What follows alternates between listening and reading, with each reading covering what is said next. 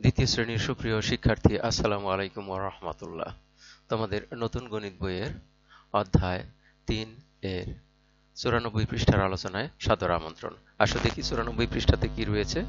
এখানে রয়েছে ১০ এর গুণ, একটি মূল প্রশ্ন। আমরা এ পর্যন্ত যা শিখেছি তার উপর ভিত্তি করে ১০ এর গুণের নামতা তৈরি করি। আমরা এ পর্যন্ত যা শিখেছি তার উপর ভিত্তি করে ১০ এর গুণ বের করি। এখানে দেখো ১০ এর গুণ বের করে দেখানো হয়েছে।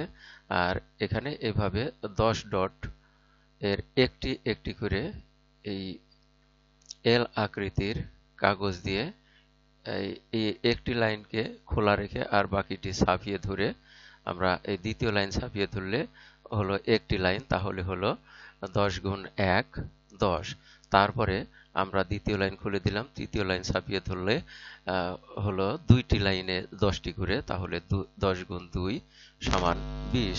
এভাবে তিনটির ক্ষেত্রে ১০ গুণ ৩ ৩০, ১০ গুণ ৪ ৪০, ১০ গুণ ৫ ৫০, ১০ গুণ ৬ ৬০, ১০ গুণ ৭ ৭০, ১০ গুণ ৮ ৮০ এবং ১০ গুণ ৯ ৯০।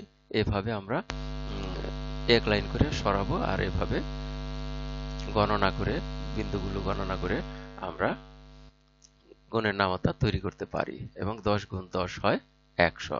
অর্থাৎ আমরা যখন এই আকৃতির কাগজটির ভিতরে যখন এইদিকে ১০টি এবং এইদিকেও ১০টি রাখি, তখন ১০ গুণ ১০-এ এই বিন্দুগুলোর সংখ্যা হয় ১০০।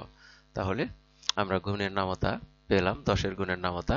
সেক্ষেত্রে আমরা যেভাবে পড়ব, ১০ একে ১০, ১০ দুগুণে ২০, ১০ তিনে ৩০, ১০ চারে ৪০, ১০ ৫ ৫০, ১০ ৬ ৬০, ১০ ৭ ৭০, ১০ ৮ ৮০, ১০ ৯ ৯০, ১০ ১০ ১০০। আমরা দেখি এখানে ১০ এর গুণ কোন কোন সংখ্যায় ভেঙে দেখানো যায়।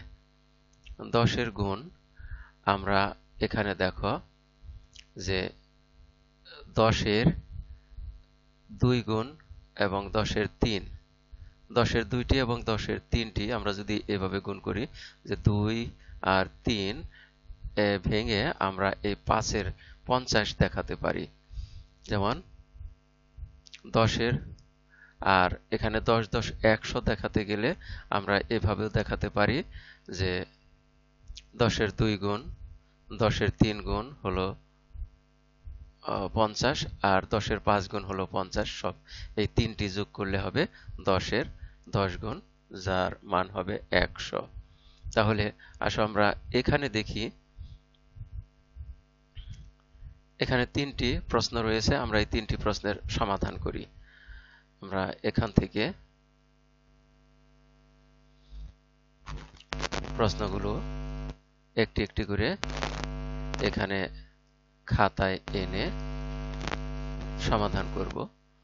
আমরা প্রথম প্রশ্ন দেখি, একজন মানুষের দুই হাতে মোট 10টি আঙ্গুল আছে। এরকম 7 জন মানুষের হাতে কয়টি আঙ্গুল রয়েছে? আমরা এজন্য যা করব, প্রথমে আমরা লিখব 10, যেহেতু 10টি আঙ্গুল। তারপরে আমরা গুণ চিহ্ন দিয়ে নিব, গুণ চিহ্ন দিয়ে এবারে 7 জন মানুষ, এ কারণে লিখব 7। 7 লিখে সমান চিহ্ন দিয়ে আমরা গুণফল বের করব। এখানে 10 গুণ 7, 10 সাথে যত হয় তা আমরা আগে পড়েছি বইয়ের। এখানে নামতা তৈরি করেছি 10 সাথে 70, তাহলে আমরা এখানে লিখব 70। তাহলে আমরা পেয়ে গেলাম যে 7 জন মানুষের হাতে কতটি আঙ্গুল আছে? 70টি আঙ্গুল আছে। আমরা উত্তরের মধ্যে লিখব 70টি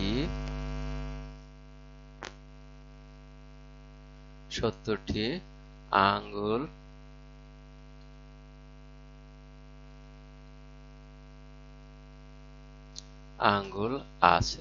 আছে বা রয়েছে।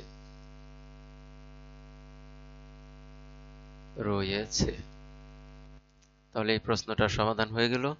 আমরা এবারে দেখি তার পরের প্রশ্নটি। পরের প্রশ্নটা লক্ষ্য করো।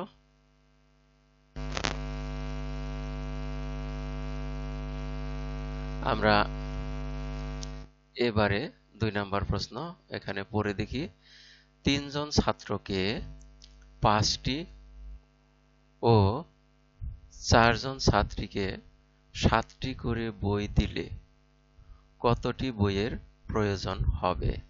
তাহলে আমরা প্রথমে দেখব 3 জনকে 5টি করে দিলে কতটি বই হয়, তারপরে দেখব 4 জনকে 7টি করে বই দিলে কতটি বই হয় এবং সবশেষে মোট বই কত হয়। তাহলে আমরা প্রথমে গুণ করব 3 আর 5।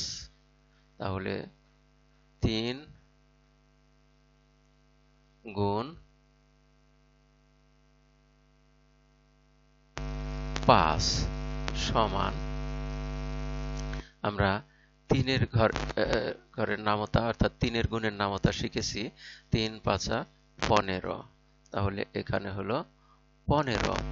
এখানে ছাত্রকে বই দেওয়া হলো 15টি, আর এবার 4 জনকে, তাহলে 4-এর ঘরের নামতা 4 জন ছাত্রীকে দেওয়া হবে 4 গুণ, আমরা এভাবে গুণ চিহ্ন দিয়ে নেই, গুণ, এবারে 4 জনকে দেওয়া হচ্ছে 7টি করে বই, তাহলে এখানে লিখব 7, তারপর আমরা 4-এর ঘরের নামতা অর্থাৎ 4-এর গুণের নামতা দেখব। 4-এর গুণের নামতাতে 4 7 28, 4 7 28 হয়, আমরা 28 লিখে ফেললাম। তাহলে এখন আমরা পেয়ে যাব মোট কতগুলো বই লাগবে। তাহলে আমরা লিখব এইভাবে, মোট বই লাগবে সমান, আমরা বন্ধনীর ভিতরে লিখি 15 যোগ 28, বন্ধনী দিয়ে আটকিয়ে লিখি টি, 15 গুণ 28টি। আর 15 এবং 28